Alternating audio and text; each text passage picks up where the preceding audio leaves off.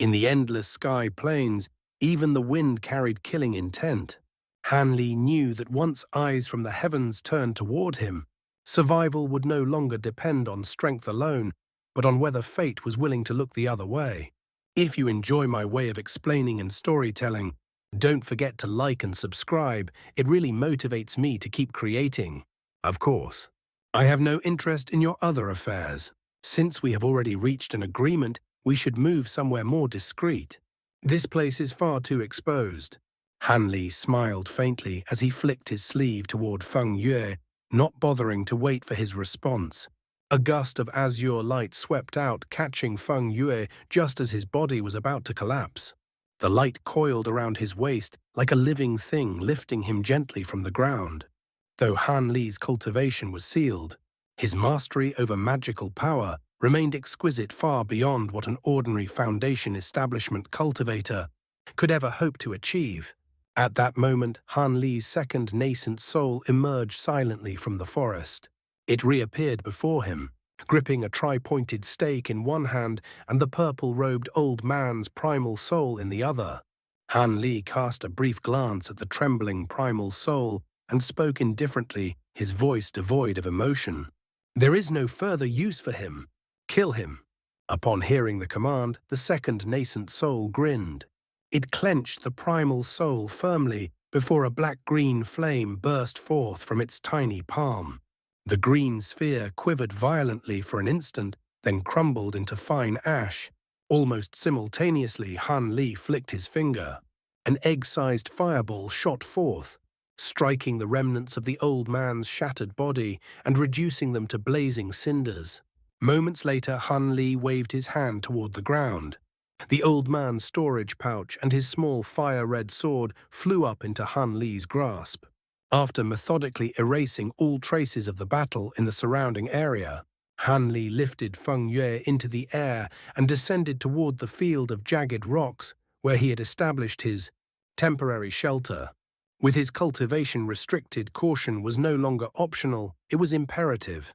What weighed most heavily on Han Li's mind was the frustration of being unable to freely employ his immensely powerful spiritual sense. Though it rivaled that of a late-stage nascent soul cultivator, he had deliberately concealed the majority of it. Should a grand elder of the soaring tribes or any nascent soul cultivator with enhanced spiritual perception detect his presence, it would spell certain death. Thus he restrained his spiritual sense to the immediate vicinity, ensuring that no wandering high-grade cultivators would take notice. When Han Li had been discovered while nurturing his gold-devouring beetles, a portion of his spiritual sense had been withdrawn, and he had grown careless.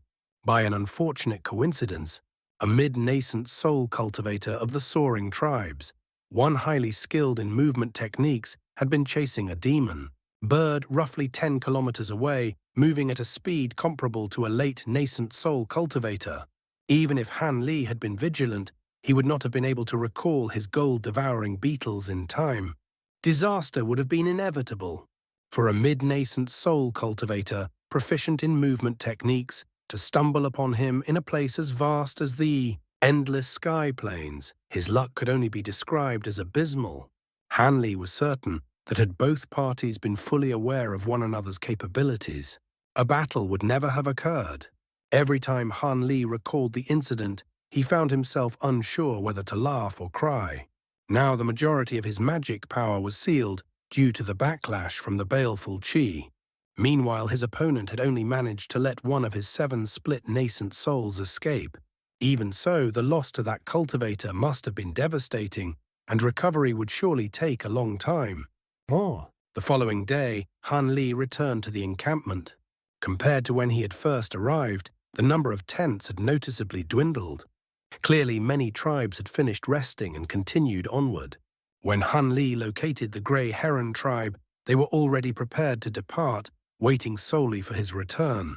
Ying Lu's face lit up with delight upon spotting Han Li.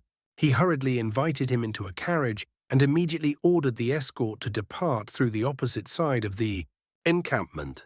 Seated within the carriage, Han Li slowly closed his eyes, preparing to rest. However, contrary to his expectations, The carriage came to an abrupt halt shortly after leaving the encampment. Frowning, Han Li opened his eyes. Instead of lifting the curtain, he released a thin thread of spiritual sense to investigate. Soon escorts from various other tribes appeared one after another. Their leaders exchanged greetings with Ying Lu before merging with the Grey Heron tribe at the front of the caravan. Only then did Han Li realize that during his absence, the Grey Heron tribe had formed a temporary alliance with several others. Although each carriage had cultivator guards, their cultivation levels were pitifully low.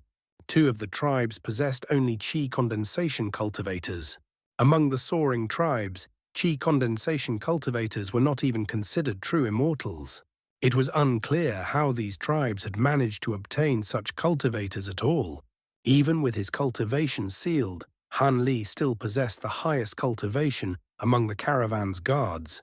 Han Li stroked his chin before shaking his head with a bitter smile. In his view, traveling with additional tribes would only slow them down rather than provide any meaningful protection. Just then, the Red Wolf tribe rushed over. Han Li's expression shifted slightly, and he considered extending his spiritual sense further. Suddenly, however, an exceedingly faint spiritual fluctuation swept across the caravan. Were it not for Han Li's extraordinarily powerful spiritual sense, he would never have noticed it. His expression changed instantly.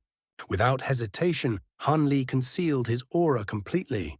As expected, the thread of spiritual sense swept over the entire caravan, focusing particularly on the cultivators present. Moments later, Han Li rose from his seat and paced briefly within the carriage before ultimately deciding to remain inside. His expression darkened as he gazed toward the encampment, while the caravan slowly departed. At that very moment, 3 cultivators of the soaring tribes stood on the second floor of a stone structure within the encampment, all watching the departing caravan. The bald old man suddenly let out a startled cry, his eyes snapping open in confusion. The large middle-aged man standing behind him stiffened and asked anxiously, "Senior Ying, have you discovered him?"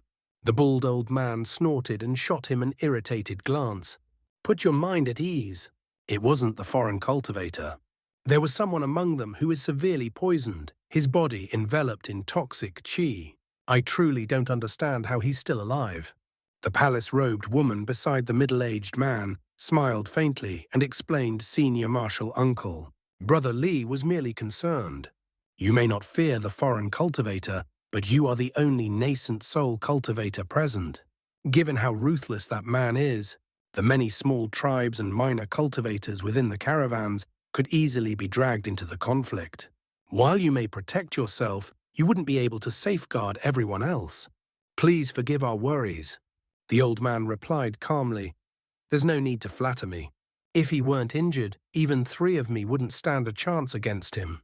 However, after taking a blow from the Grand Elder's elemental immortal rest palm, there is little left to fear.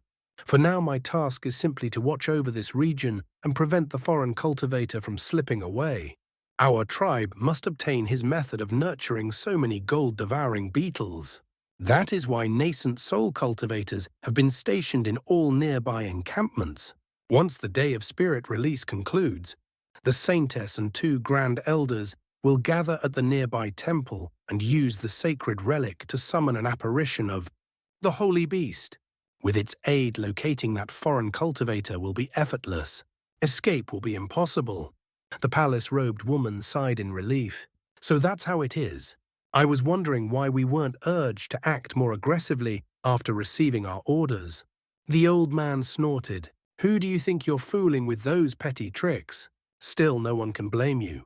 Even heavily injured, he remains far beyond your ability to handle. The cultivators dispatched elsewhere behaved much the same. We never truly believed you could frighten him into revealing himself. His movement techniques are far too extraordinary, adept in earth movement and that peculiar blood-red evasion art. Without a Grand Elder present, we wouldn't be able to restrain him even if we found him.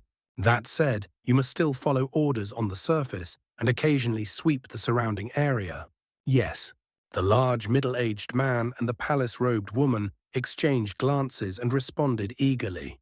Their earlier anxiety dissipated now that they had confirmation.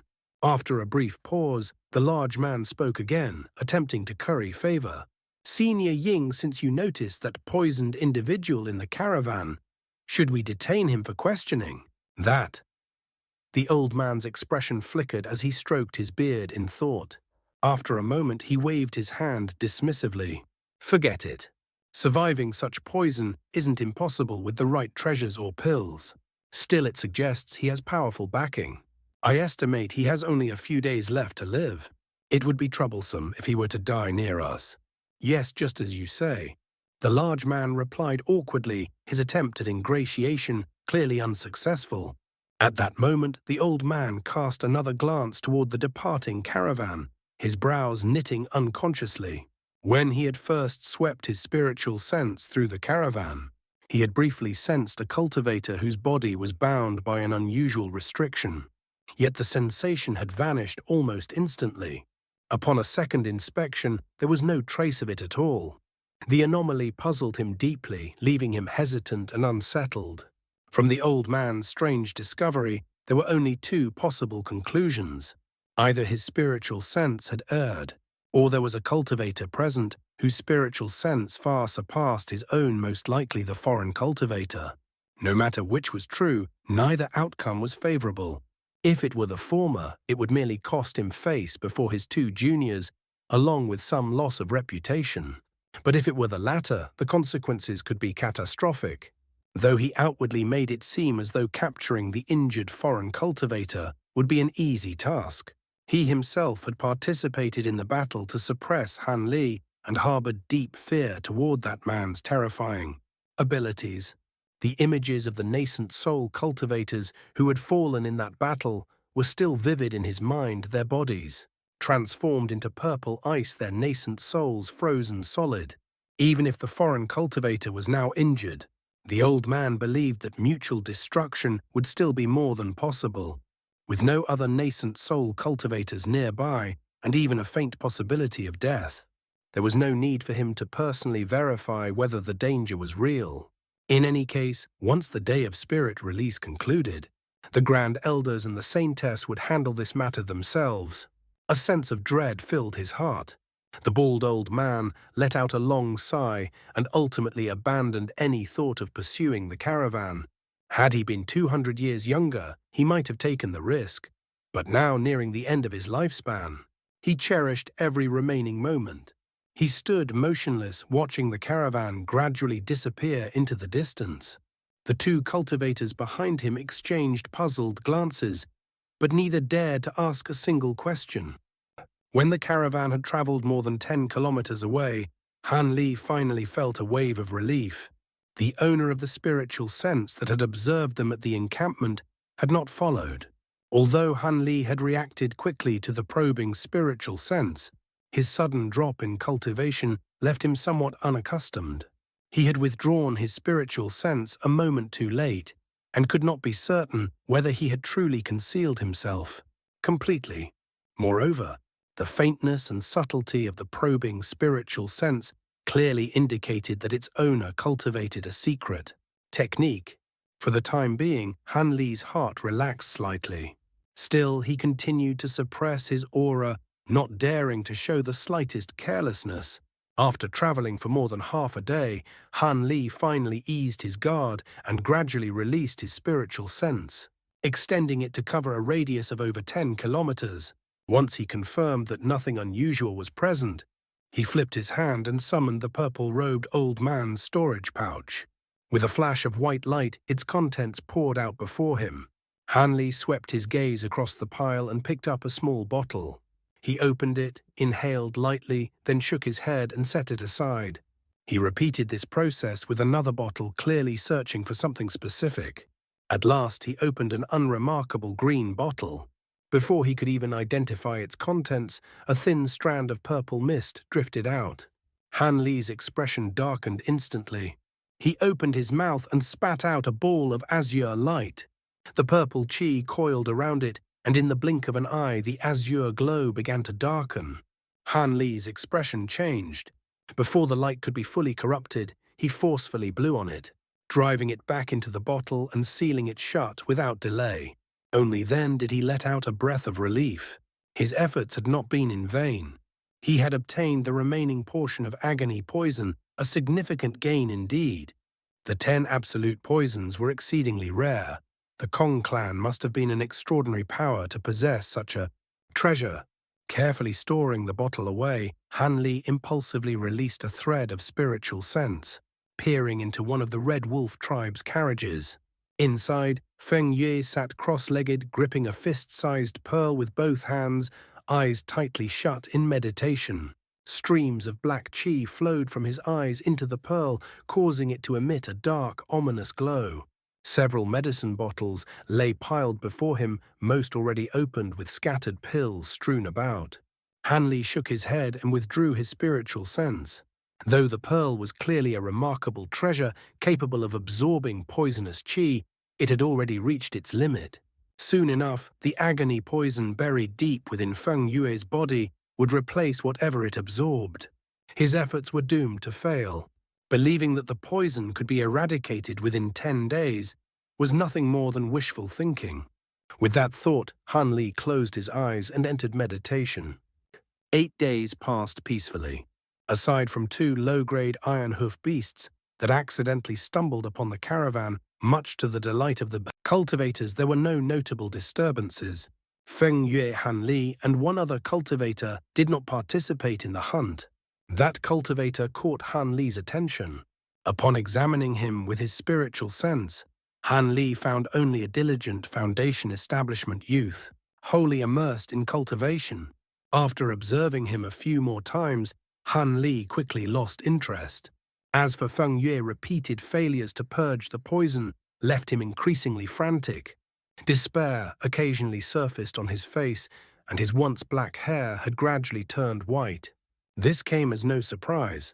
As the sole descendant of the Feng clan, he was powerless in the face of his bloodline's impending extinction.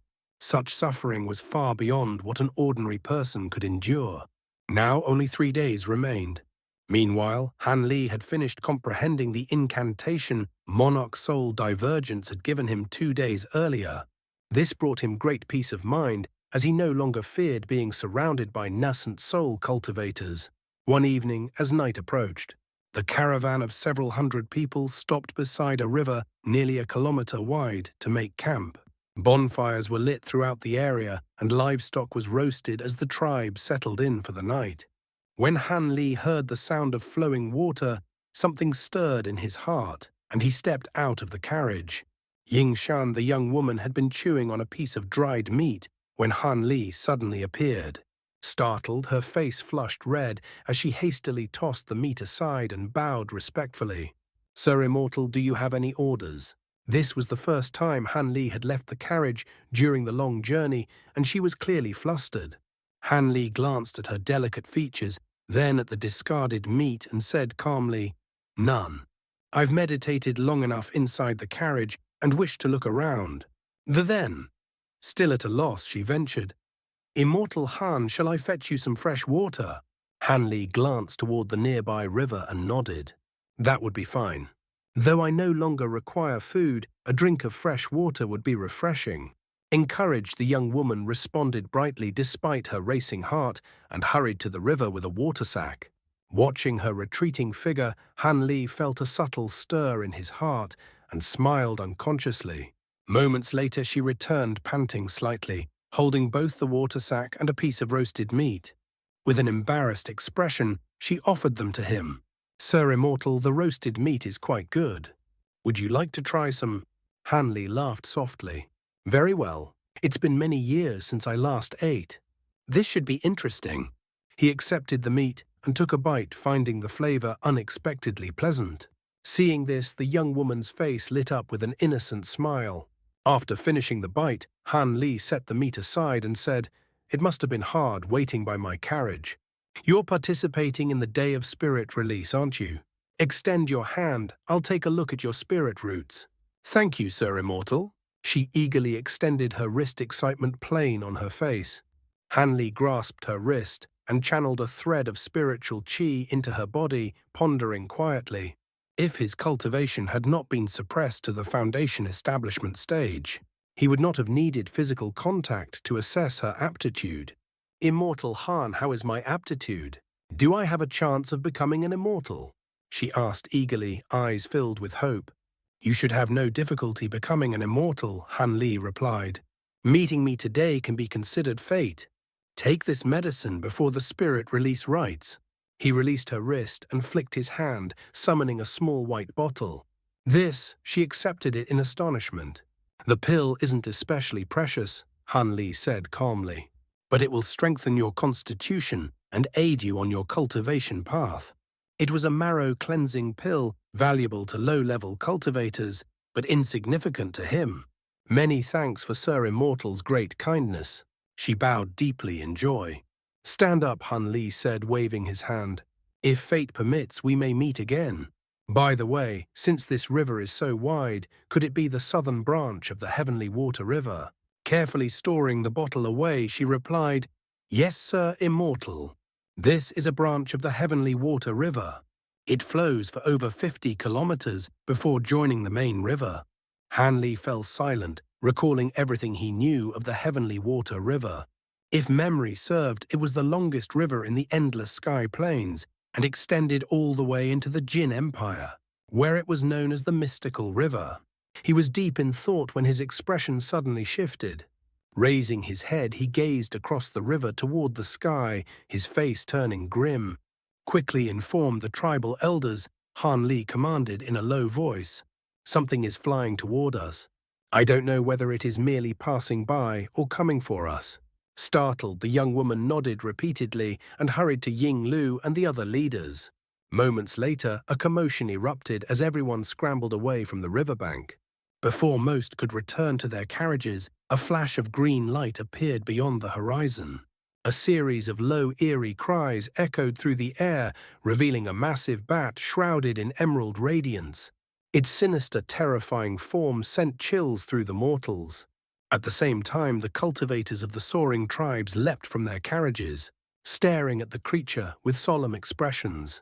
Han Li's gaze was not fixed on the bat itself, but rather on the cultivators standing atop it. Though they were separated by a considerable distance, his bright-sight spirit eyes allowed him to see them with perfect clarity. There were 8 cultivators in total, 4 men and 4 women. The men wore embroidered robes adorned with jade bands and elaborate ornaments exuding an air of nobility. The women, on the other hand, were dressed in white robes, secured by golden belts, their feet bare against the wind. From their attire alone, it was evident that they were not members of the soaring tribes. All of them were at the foundation establishment stage, save for the 2 core formation cultivators who led the group. To Han Li's quiet relief, it appeared they had not come for him. As these thoughts flashed through his mind, the 20-meter-long bat soared above the caravan, its massive wings beating violently before it came to a halt in mid-air. A fierce windstorm descended instantly. Several carriages were overturned, their contents scattered across the ground, while many mortals were blown off their feet and sent tumbling. The cultivators of the soaring tribes were stunned by this overwhelming display and exchanged looks of shock and alarm. Who is your leader? Step forward and speak. A middle-aged man in his 40s, standing atop the bat, swept his cold gaze across the caravan and spoke in the language of the soaring tribes. He was one of the 2 core formation cultivators. The other was a woman dressed in white, her beauty icy and aloof. Ying Lu's heart sank. He immediately stepped forward, but before he could even finish bowing and speak, the middle-aged man cut him off impatiently. I am not speaking to mortals. I am asking for the cultivators. With a casual flick of the bat's wing, another gust of wind surged forth, blasting Ying Lu several steps backward and nearly knocking him to the ground. The soaring tribe's cultivators were filled with dread. These visitors clearly did not come with friendly intentions. Moments later, many of them turned their gazes toward Han Li. In the cultivation world, authority naturally belonged to the one with the highest cultivation. Han Li felt a trace of gloom rise within him. However, he soon noticed that Feng Yue and one other soaring tribe's cultivator had yet to emerge from their carriages. Feng Yue's absence was understandable. With death looming over him, despair had stripped him of fear. Offending a high-level cultivator meant little to him now. As for the other person, he was the peculiar Foundation establishment cultivator Han Li had previously taken note of. His continued silence was far more puzzling. Could they be here for him? Han Li pondered silently. With no other choice, Han Li stepped forward and spoke calmly. "May I ask what brings you two seniors here? If you are searching for someone, an item, or require our assistance, we will do our utmost to comply." A cold gleam flashed through the middle-aged man's eyes at Han Li's neither servile nor arrogant tone. He glanced at Han Li's cloak and said flatly, "Remove it. Let me see your face." Han Li's heart sank slightly, but he remained composed. He had never revealed his true appearance during his previous battle with the soaring tribes, so this demand posed no real danger. Without another word, he removed his cloak, revealing an unremarkable, ordinary face. The cultivators atop the bat scrutinized him closely. Han Li could clearly sense a secret probing technique being activated through the man's eyes. After a brief moment, the man withdrew his gaze and turned to the woman beside him. "This is his true face. He is not the traitor." The woman nodded, sweeping her gaze across the rest of the caravan before shaking her head. Turning back to Han Li, the middle-aged man said, "Have your companions come out? We are searching for someone who may be hiding among you. Once we find him, the rest of you will be left alone." His lips moved slightly as he sent out a series of voice transmissions. With a wave of his hand, the 6 Foundation establishment cultivators leapt off the bat and surrounded the carriages containing Feng Yue and the other Foundation establishment cultivator. Both carriages remained completely silent. An oppressive stillness descended. The air grew so heavy that it was hard to breathe. The tribal leaders who had hired these 2 cultivators turned deathly pale. Han Li frowned but said nothing. Seeing no response, the middle-aged man let out a cold laugh. With a flick of his hand, several fist-sized fireballs appeared and shot toward one of the carriages. At that instant, a bitter laugh rang out from within. "Commander Gu, I have already fled all the way to the endless sky plains. Must you insist on executing me here, or is this truly the place you've chosen for my death?" Before the words fully faded, the carriage exploded outward as a surge of white glacial chi burst forth, extinguishing the fireballs the moment they made contact. A burly youth in his late 20s emerged clutching a snow-white crystal pearl in his hands. His expression twisted and shifted uncontrollably. The cultivators atop the bat revealed expressions of delight. The middle-aged man's smile vanished, replaced by a cruel sneer. "Jiang Jianying, as expected, the snow crystal pearl is in your possession. My mistress ordered you to deliver it to Sage north of North Ice Mountain, yet you dared to steal it. You still dare to speak. If you obediently return with us, we may spare your soul." At the same time, the 6 Foundation establishment cultivators blurred and closed in, cutting off every possible escape route. Jiang Jianying laughed bitterly, rage burning in his eyes. Sending me to Sage North was no different from sending me to my death. Wasn't I chosen precisely because of my ice-attributed spirit roots? I would have been refined into sacrificial material for this pearl. If I hadn't run, I would already be dead. The icy woman beside Commander Gu snorted coldly. "So what if that were true? Your current cultivation exists only because of the medicine pills bestowed by our palace. Otherwise, you would have died a century ago as a beggar, let alone become a cultivator. The palace even allowed you to marry and have descendants. Asking for your body in return is only fair." "Ridiculous." Jiang Jianying sneered. "Even without your palace, another great sect would have taken me in because of my mutated spirit roots. As for my wife and children, those were mere tokens of kindness exchanged for my life. Do you truly believe that makes this fair?" He raised the snow crystal pearl high. A surge of pure white mist erupted from it, instantly enveloping him in a glacial domain spanning over 60 meters.